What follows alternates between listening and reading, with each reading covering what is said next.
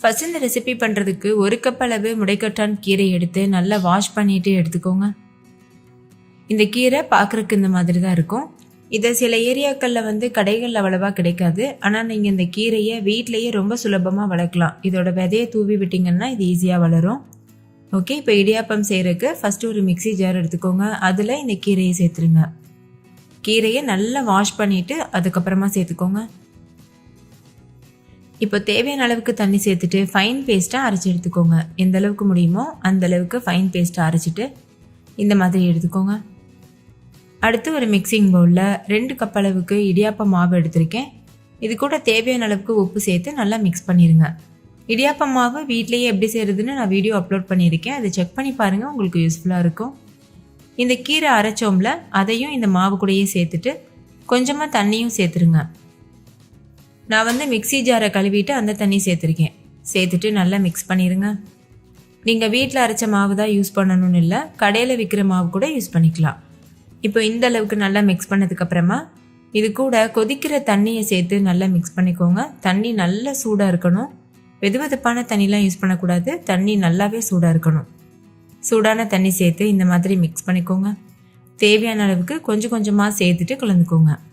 ரொம்ப கெட்டியாகவும் பிசையக்கூடாது, அதே சமயத்தில் ரொம்ப தண்ணியாகவும் பிசையக்கூடாது. பாருங்கள், மாவோட கன்சிஸ்டன்சி இந்த அளவுக்கு இருக்கணும்.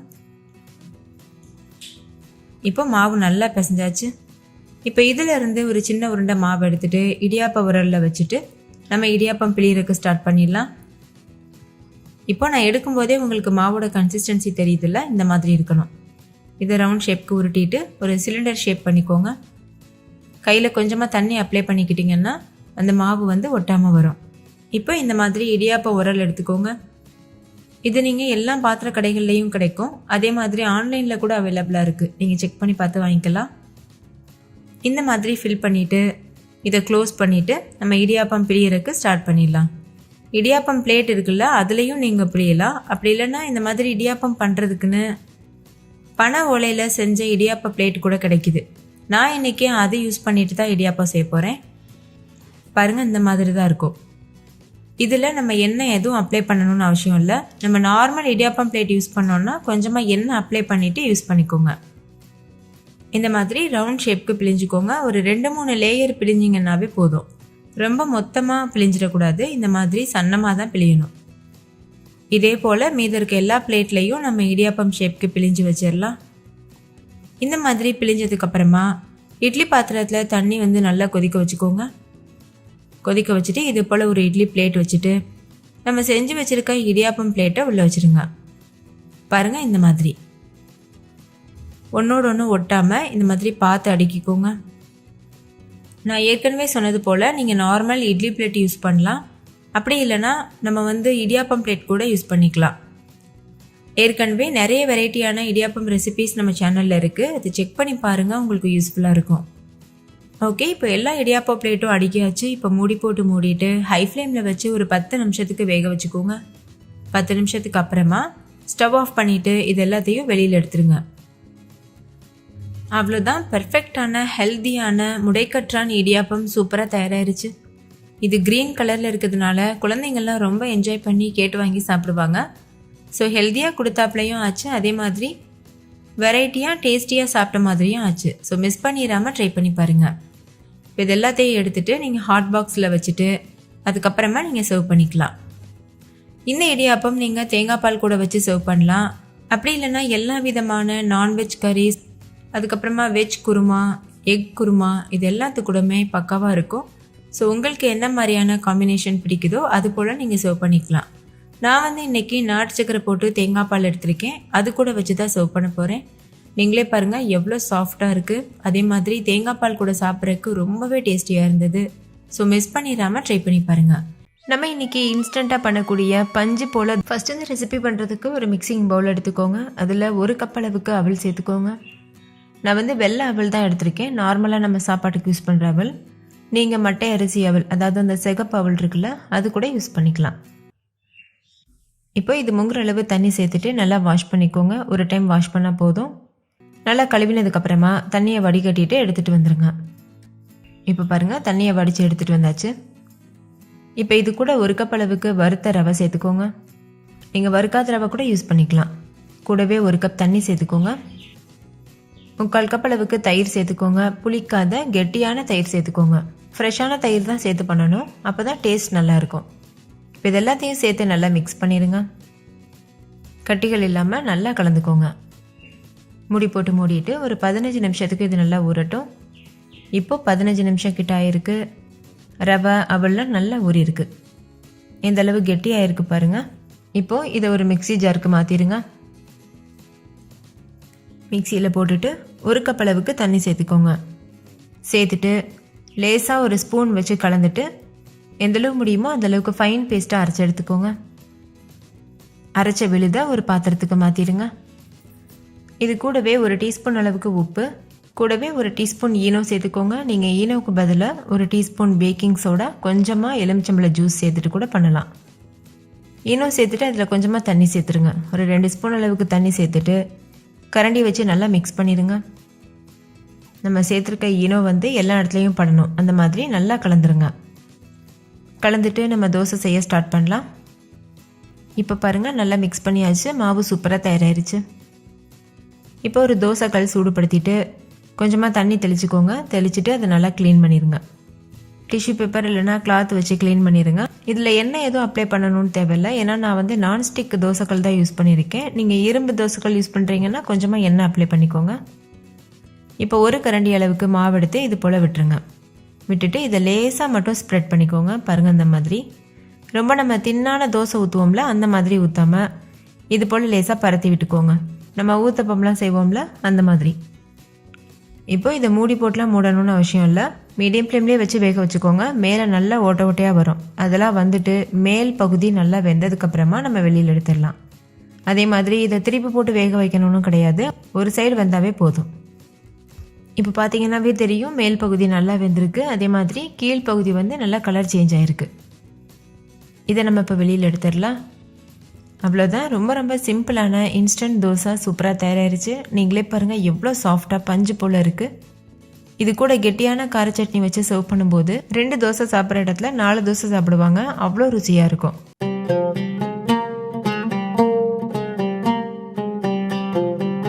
ஃபஸ்ட்டு இந்த ரெசிபி பண்ணுறதுக்கு ஒரு கடாய் சூடுபடுத்திக்கோங்க. அதில் 1 கப் அளவுக்கு ரவை சேர்த்துக்கோங்க.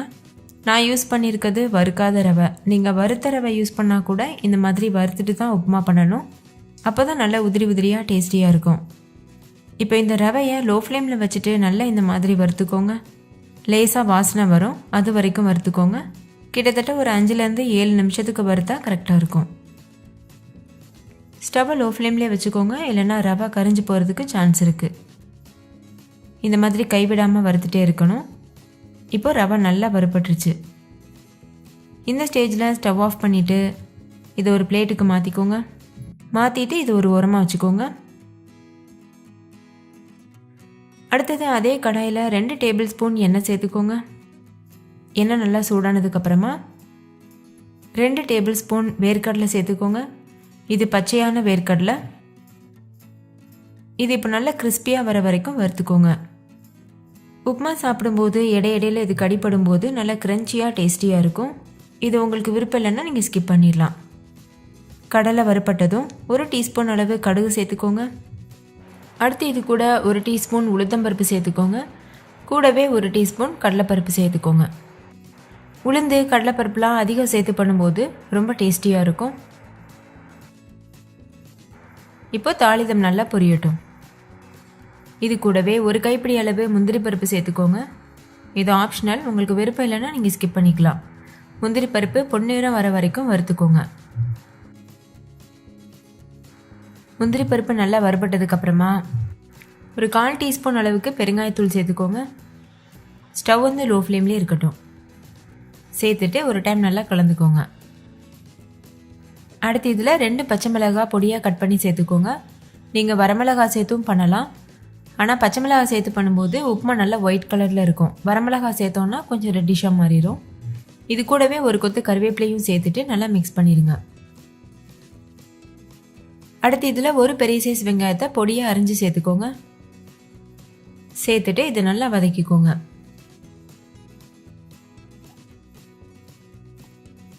கொஞ்சமாக உப்பு சேர்த்து வதக்கிக்கோங்க, அப்போ வெங்காயம் சீக்கிரமாக வதங்கிடும். உங்களுக்கு விருப்பம் இருந்ததுன்னா நீங்கள் தக்காளி சேர்த்துக்கலாம். நான் தக்காளி சேர்க்காம தான் பண்ணியிருக்கேன்.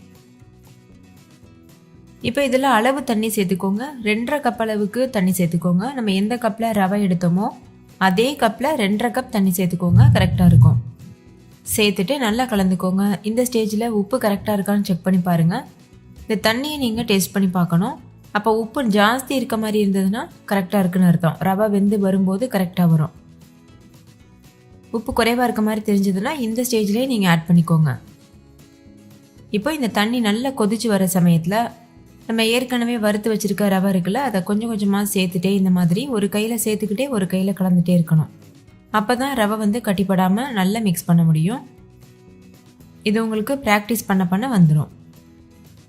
உங்களுக்கு இந்த மாதிரி பண்ண முடியலன்னா யாரையாவது சேர்க்க சொல்லுங்கள். நீங்கள் வந்து கலந்துட்டுருக்கலாம். அந்த மாதிரியும் பண்ணலாம்.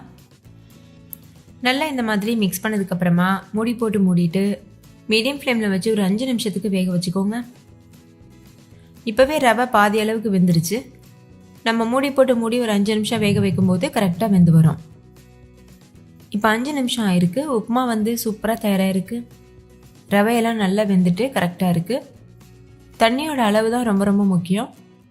கரெக்டான அளவில் தண்ணி வச்சு பண்ணிங்கன்னா ரொம்பவே பெர்ஃபெக்டான உப்புமா கிடைக்கும். நீங்களும் இதே மெத்தடில் ட்ரை பண்ணி பாருங்கள். உப்புமா ரொம்ப ரொம்ப டேஸ்டியாக இருக்கும். அடிக்கடி இதே மெத்தடில் செய்ய ஆரம்பிப்பீங்க. அவ்வளோ ருசியாக இருக்கும்.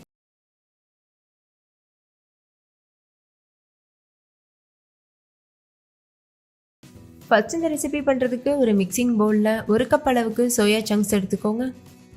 நீங்கள் சின்ன சைஸ் பெரிய சைஸ் எது வேணாலும் யூஸ் பண்ணலாம். இதில் நல்ல கொதிக்கிற சுடுதண்ணி சேர்த்துக்கோங்க. சோயா முங்குற அளவுக்கு சேர்த்தா போதும். நான் 2 கப் அளவுக்கு சேர்த்துருக்கேன். சேர்த்துட்டு மிக்ஸ் பண்ணிவிட்டு மூடி போட்டு மூடிட்டு அப்படியே வெதுவெதுப்பான சூடு வரது வரைக்கும் வச்சுருங்க. நல்ல வெதுவெதுப்பாக இருக்குது. இப்போ இந்த ஸ்டேஜில் இந்த மாதிரி தண்ணியை நல்லா பிழிஞ்சு எடுத்துட்டு சோயாவை மட்டும் தனியாக எடுத்துக்க போகிறோம். எந்தளவு முடியுமோ அந்த அளவுக்கு ப்ரெஷர் கொடுத்து நல்லா இந்த மாதிரி பிழிஞ்சுக்கோங்க. கொஞ்சம் கூட தண்ணி இருக்கக்கூடாது. நல்லா பிழிஞ்சதுக்கப்புறமா இது போல் ஒரு பாத்திரத்துக்கு மாற்றிடுங்க. இப்போ பாருங்கள், எல்லா சோயாவிலேருந்து நம்ம தண்ணியை பிழிஞ்சு எடுத்துகிட்டு தனியாக வச்சாச்சு. இப்போ இதை ஒரு மிக்சி ஜாரில் சேர்த்துட்டு எந்தளவு முடியுமோ அந்தளவுக்கு ஃபைன் பேஸ்ட்டாக அரைச்சி எடுத்துக்கோங்க. கொஞ்சம் குறகுறப்பாக தான் இருக்கும், ஆனால் முடிஞ்ச அளவு நல்லா அரைக்க பாருங்கள். இதோட கன்சிஸ்டன்சி பாருங்கள், இந்த மாதிரி சாஃப்டாக இருக்கணும். அப்போ தான் நம்ம கட்லெட் போல் ஷேப் பண்ணும்போது ஈஸியாக இருக்கும். இப்போ இதை ஒரு மிக்சிங் பவுலுக்கு மாற்றிடுங்க. அடுத்து ஒரு 6 பிரெட் துண்டுகள் எடுத்துக்கோங்க. நான் வந்து மில்க் பிரெட் யூஸ் பண்ணியிருக்கேன். நீங்கள் நார்மல் சாதா பிரெட் கூட யூஸ் பண்ணலாம். இதை அதே மிக்சி ஜாரில் போட்டு எந்தளவு முடியுமோ அந்தளவுக்கு ஃபைன் பவுடராக பொடிச்சு எடுத்துக்கோங்க.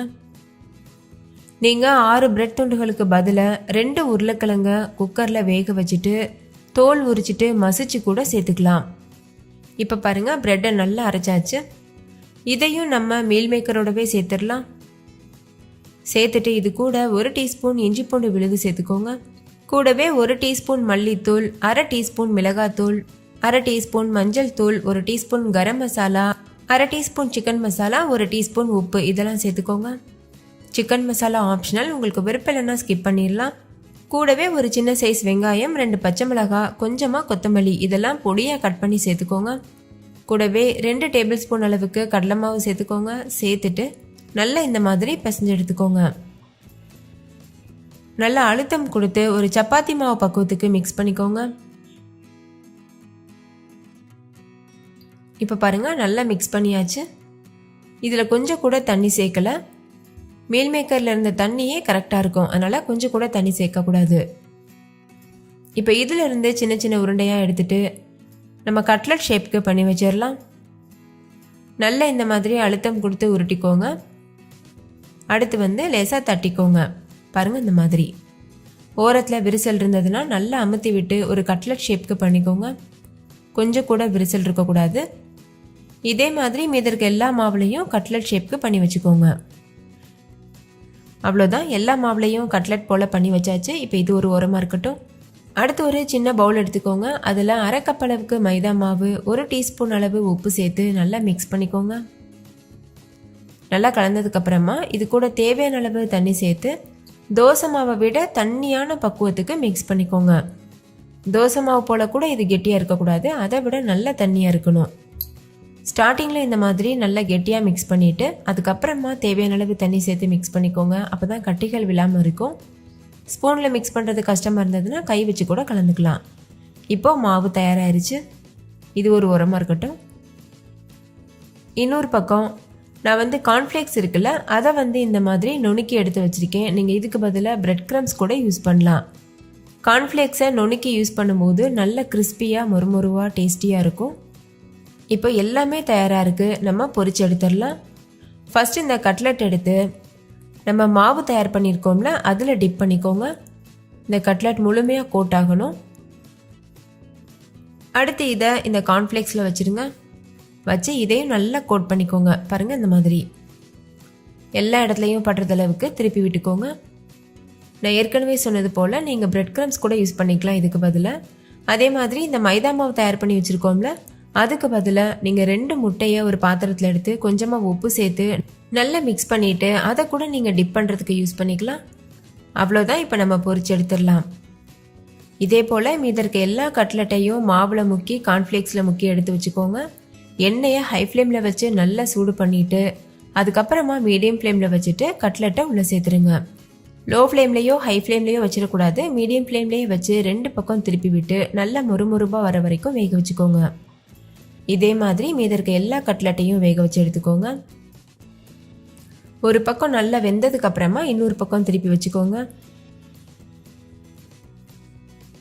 அவ்வளோதான். எண்ணெயோட சலசலப்பு தன்மையெல்லாம் அடங்க ஆரம்பிக்குது. இந்த ஸ்டேஜில் கட்லெட்டை நம்ம வெளியில் எடுக்கலாம். அவ்வளோதான். டேஸ்டியான சோயா கட்லெட் சூப்பராக தயாராகிருச்சு. நீங்களே பாருங்கள், நல்லா கலர்ஃபுல்லாக, வெளியில் நல்லா கிறிஸ்பியாக, உள்ள நல்லா சாஃப்டாக, ரொம்பவே அருமையாக இந்த கட்லெட் தயாராகிருக்கு. இதே போல் மீதி இருக்க எல்லா கட்லெட்டையும் நம்ம பொரிச்சு எடுத்துடலாம். அவ்வளோதான். இப்போ நம்ம இதை சர்வ் பண்ணிடலாம். நீங்களும் கண்டிப்பாக இதே மெத்தடில் ட்ரை பண்ணி பாருங்கள். வெளியில் நல்ல மொறுமொருவாக, உள்ள சாஃப்டாக, ரொம்பவே டேஸ்டியாக இருக்கும். இதை நான் இன்றைக்கி டொமேட்டோ கெச்சப் கூட வச்சு சர்வ் பண்ண போகிறேன். ஸோ கண்டிப்பாக ட்ரை பண்ணி பாருங்கள். வீட்டில் இருக்க எல்லாரும் என்ஜாய் பண்ணி கேட்டு வாங்கி சாப்பிடுவாங்க.